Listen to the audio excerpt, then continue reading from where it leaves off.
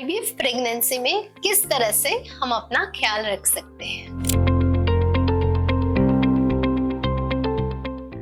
Hello friends, मैं doctor समिधा दलवी, आपकी fertility friend, medical director and chief IVF consultant eight Pune IVF fertility centre and research institute.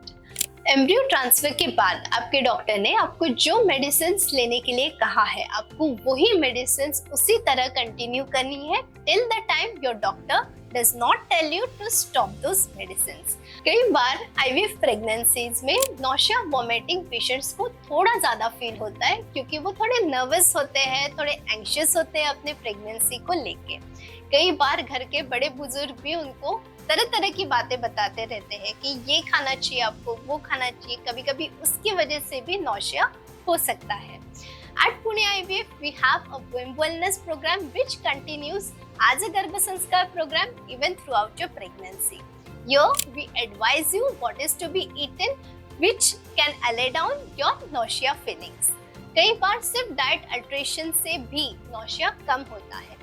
किस वक्त क्या खाना है, ये सारी चीजों की समझ होना आपको जरूरी है। Not that IVF pregnancy will give you excessive vomiting, but yes, अगर आपको नौशिया वॉमिटिंग होता है तो there are certain medicines which are prescribed which is absolutely safe to take during your pregnancy journey. अगर नौशिया और vomiting excessively ज्यादा होता है तो एट टाइम्स आपको कोई आईवी फ्लूइड भी लगा सकते हैं। Usually this nausea vomiting continues through out your first trimester. एक बार आपका नौशिया सेटल हो जाए तो सेकेंड ट्राइमेस्टर से आपको आयरन कैल्शियम के सप्लीमेंट्स दिए जाते हैं। अभी आपको अपने डाइट पे भी ज्यादा जोर देना है। You have to include lot of iron in your diet too. You do not have to rely only on the medicines. Pregnancy journey में आपके कुछ important लैंडमार्क्स होते हैं। आपको ये लैंडमार्क्स कभी भी मिस नहीं करने हैं। That is one of the important landmarks are 11 to 14 weeks में आपका एंटी स्कैन होना बेहद जरूरी है। एंटी स्कैन के बाद आपका डबल मार्कर का टेस्ट होता है, या एट टाइम्स आजकल कुछ उससे भी ज्यादा एडवांस टेस्ट आए हैं जिसे हम non invasive prenatal testing that is NIPT testing बोलते हैं। उसके बाद अराउंड 18 to 20 वीक्स आपका एनोमली स्कैन होता है। एनोमली स्कैन में बेबी के सारे ऑर्गन्स प्रॉपर्ली डेवलप हुए हैं या नहीं, ये देखा जाता है। So you should never skip on your anomaly scan too. Then comes at 24 weeks your fetal echo.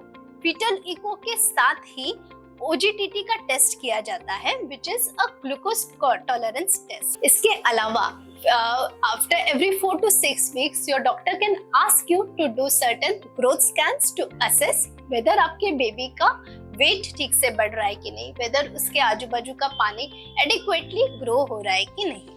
There are 3 important vaccines that are supposed to be taken in any pregnancy, not just in IVF pregnancy. First one is your flu shot, second is your tetanus vaccine, and third is the tetanus with diphtheria vaccine.